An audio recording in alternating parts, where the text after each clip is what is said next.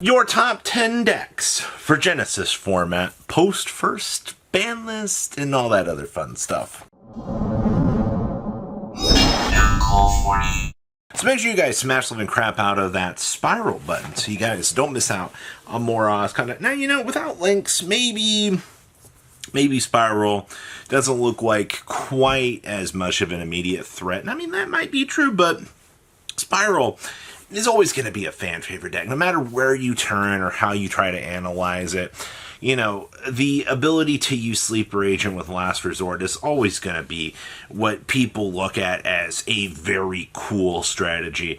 And honestly, I'm kind of looking forward to seeing just how Spiral takes a step into this format. Like I said, without links, the deck gets progressively slower because you just can't get these bodies off of the field, but you still do have access to Exceed monsters to work with for, some of the bits and pieces kind of going forward. And I kind of like that, actually.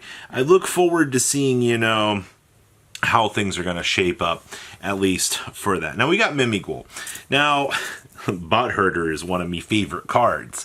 And it's just being able to go second hand your opponent a monster, Bot Herder, take everything. This seems like a ticking time bomb within the format, actually, to, ruin people's days. So, all things said, I like Mimighoul having this ability to just beam over free monsters, using the dungeon for the manipulation. Yeah, it can be a little bit unfun for the opponent not getting to apply, their key effects. But I think Konami is fully aware of this. They're aware that Mimighoul works in the way it does, but it does take some initial amount of setup to actually make this deck work. And I think Konami's going in the right direction for having this be something workable. Pacifism, or the Phantasm Spiral deck. Oh boy, said the blind man as he lost to a stun deck. Well, first of all the Phantasm Spiral stuff, basically working out free of value, is really, really good. Now, the next question comes down to, with all of the Dominuses costing some sort of point values now, you are going to have to, dedicate some sort of points to being able to use these cards. The Dominus cards are probably one of the best support things that we can kind of have to, helping out this deck get off the ground and so forth. Also, being able to just, unless somebody puts something bigger than the 2900 token on the field or whatever the normal monster, you should be in total control. It's only in Oops when a Blue Eyes White Dragon comes down that you realize, oh crap, we're going to have some problems with this deck. Voiceless Voice. Now, Barrier is a 33-point card. Now, I know a lot of people are going to look at that and they're going to go, oh, that's a lot. While that is true, while Barrier is a costly card, I've already seen people supplement it. Diviner's also 33 points in this format, but you're not trying to play Diviner. You're just going to go with low and try to, roll through the lines. I've also seen people playing a mini Regenesis package in this deck as well. You're trying to use the Regenesis stuff to kind of supplement some of the loss of Diviner, and 100% it's viable, guys. This is not something that, is going to necessarily get scraped away. We are seeing some sort of talk and success here, especially after point adjustments and things like that. Yeah, we're still working on this. Exodia. So the core Exodia deck itself got a lot of hits on this list. We lost, Dark World Dealings and a lot of the generic support that came with this. And to even still say that Exodia is a top tier deck, I do need to be very clear here. I do think because Treasure Panda is a card, that more people are going to continue to try to play Exodia. There's no ifs, ands, or buts about it. Konami tried really hard by putting Royal Magical Library to such point cost, and they tried to limit, the numbers for this. Good job. You really showed us what we could potentially, see offset by changing the numbers. You've definitely dropped the consistency of this deck down. Players are not going to stop trying to play Exodia, however. There is every sort of intention for this community to continue.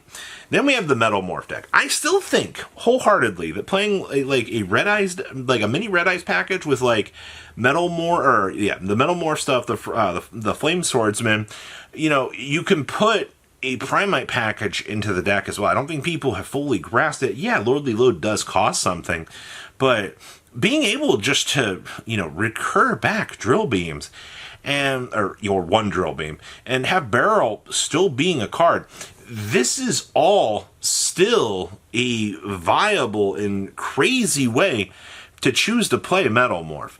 This was one of the decks available for Rivalry as well, and I think honestly, besides the minor consistency problems that you could run up to, because oops, I drew the Metal Morph at the wrong time, or things like that, then yeah, you're going to have problems. But for now, it is some consideration. The Odeon Man with the Mark deck. I don't know how this deck keeps managing to dodge these lists, but I'm quite impressed, man. I really, really am, because this deck seems crazy good. The only real things that you're maybe losing are maybe some Dominus inclusions, depending on how point allocation goes in the deck building. But Odeon still kind of continues to bridge around and just be this deck that is kind of scary. And I don't know why we're seeing people being surprised about this.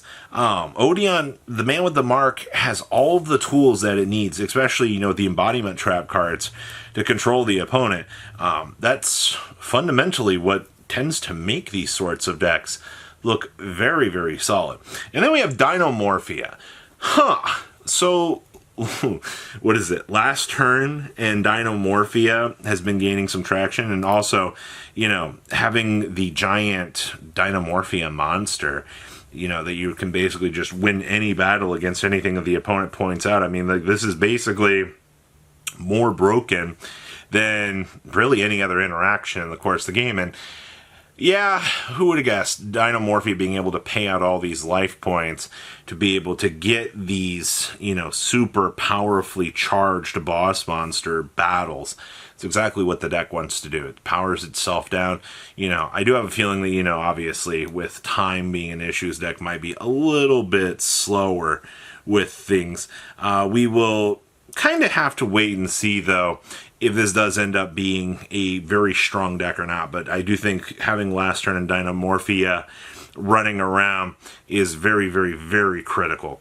And then we have the Radiant Typhoon archetype. Now, there are two archetypes that do enter into this fray with no point values associated to them because they're new. They want to give them a little bit of time to flourish, and I think the Mystical Space Typhoon archetype is one of those first archetypes that's going to touch down, and goblins are basically fully unrestricted in this. So what if we take all of the MST engine pieces that we were already kind of seeing start to shape up and be a rogue deck in the actual game, and we see that transition into this format, then you're going to have a very, very scary deck in terms of, consistency options.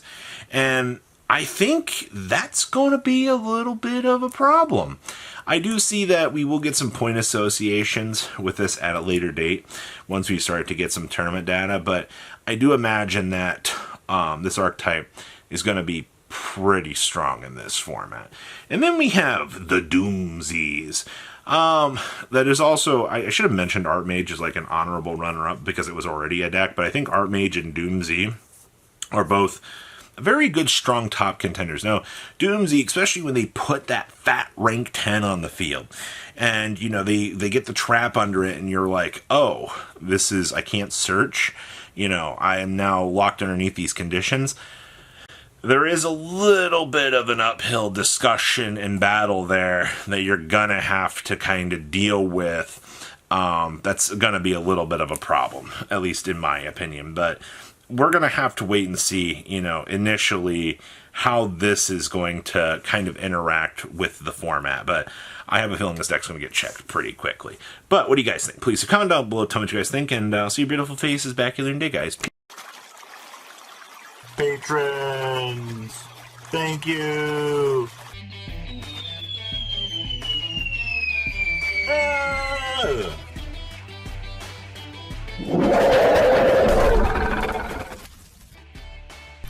Thank you so much for watching. Check out these other videos.